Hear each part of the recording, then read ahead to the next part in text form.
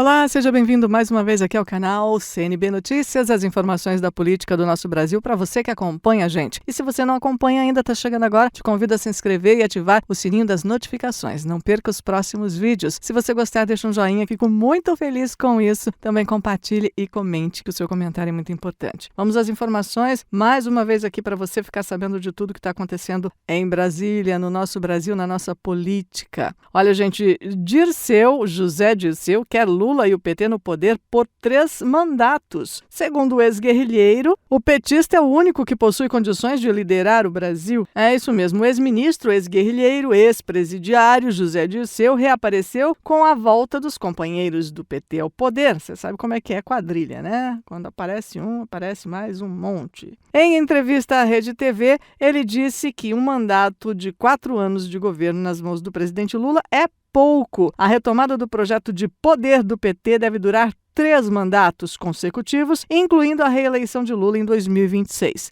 Ele disse o seguinte, abre aspas, penso em 12 anos, 3 governos, para um projeto de desenvolvimento nacional, porque o Brasil precisa fazer em 10 anos, 100 anos em matéria de ciência, tecnologia e educação. Não estou pensando em um governo do PT, mas em um projeto para o país. São políticas de longo prazo que o país precisa, fecha aspas. Segundo o ex-presidiário, o petista é o único que possui condições de liderar o Brasil. Durante a campanha eleitoral, Lula disse que, se fosse eleito, não pleitearia a reeleição. Depois da posse, no entanto, o petista recuou e admitiu que poderia tentar a reeleição. Como quase tudo que ele disse, ele sempre muda depois da eleição para o que lhe interessa. Dirceu deixou o comando da Casa Civil no primeiro governo petista após ser acusado de envolvimento com o Mensalão. Mais tarde, ele foi condenado pela Operação Lava Jato. Na entrevista que ele deu esta semana, no dia 6, ontem, Dirceu defendeu um acordo nacional entre Congresso e a classe empresarial para dar respaldo às medidas do PT. Ele disse, abre aspas, se o Brasil não tiver um entendimento entre governo, empresariado e Congresso Nacional para adotar uma série de medidas que precisamos adotar, vamos nos arrastar. E conforme a crise internacional, nós podemos perder oportunidades.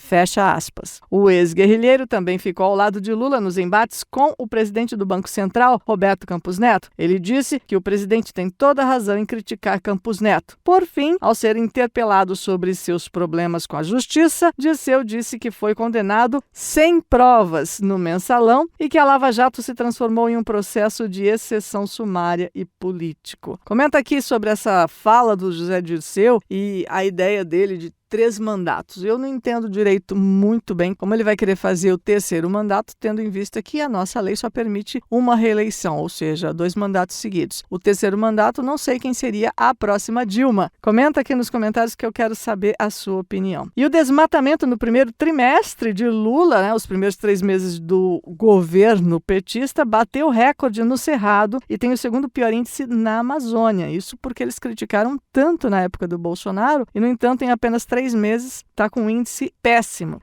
Essa informação está no portal Terra Brasil Notícias e conta que o primeiro trimestre de governo do Lula teve números de alerta de desmatamento equiparáveis aos índices que foram comentados serem ruins na época do Bolsonaro. Segundo dados do DETER, sistema do INPE, o Instituto Nacional de Pesquisas Espaciais, que reúne informações para o combate ao desmate quase em tempo real, entre janeiro e março, a destruição do Cerrado foi recorde, chegando a 1.375 quilômetros quadrados, e a Amazônia foi a segunda mais alta da série histórica, com 844,6 quilômetros quadrados. Procurado, o ministro do Meio Ambiente disse que na Amazônia houve aumento de 219% das multas por desmatamento e outras infrações contra a flora no trimestre, em comparação com a média do período nos 4 anos anteriores. Mesmo assim, está batendo recorde. Em todo o Brasil, esse número ficou em 78%. Na Amazônia Legal também cresceram as apreensões, 133%, e os termos de destruição, 192%, de bens e produtos relacionados às infrações ambientais, além dos embargos de propriedades, 93%. Nota do Ministério diz o seguinte, abre aspas, são medidas que descapitalizam os infratores e impedem que obtenham financiamento, além de restringir o comércio de produtos ilegais. Fecha aspas. O Instituto mapeia e emite alertas de desmate com o objetivo de orientar ações do IBAMA e outros órgãos de fiscalização. Esses resultados representam um alerta precoce, mas não são o dado fechado do desmatamento. Conta para mim o que você acha do que o governo atual está fazendo em relação ao desmatamento do Cerrado e da Amazônia, depois de tanto ter criticado o governo anterior.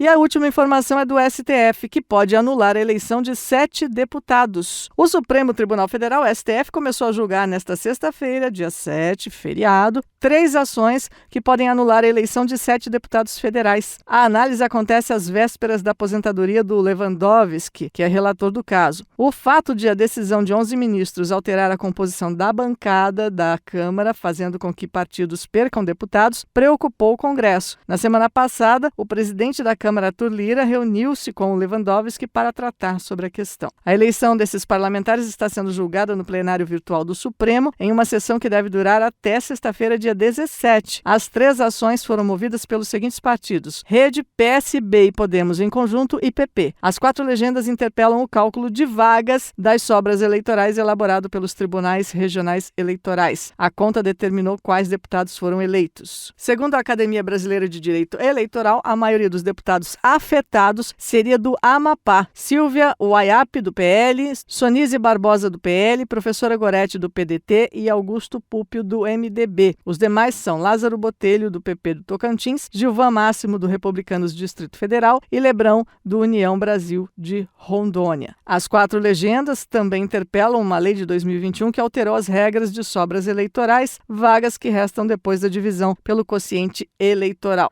A lei prevê que só podem disputar essas vagas os partidos que tiveram ao menos 80% do quociente eleitoral ou os candidatos que tiverem pelo menos 20% desse quociente. Os partidos consideram que essas regras ferem o pluralismo político e igualdade de chances. As siglas argumentam que há erro nessa forma de cálculo adotada pela Justiça Eleitoral e que isso poderia levar a distorções no sistema proporcional, pois um partido poderia ficar com todas as vagas da Câmara, caso seja o único a alcançar o quociente eleitoral. Segundo essas legendas, dos 513 deputados que estão na Câmara, apenas 28 se elegeram com os próprios votos. Os demais se beneficiaram com os votos dos puxadores de seus partidos ou federações. A PGR manifestou parecer favorável ao STF em relação à mudança de interpretação. Augusto Aras, procurador da República, disse o seguinte, abre aspas, a interdição de acesso de pequenas agremiações às cadeiras do Legislativo no espaço significativamente reduzido das sobras,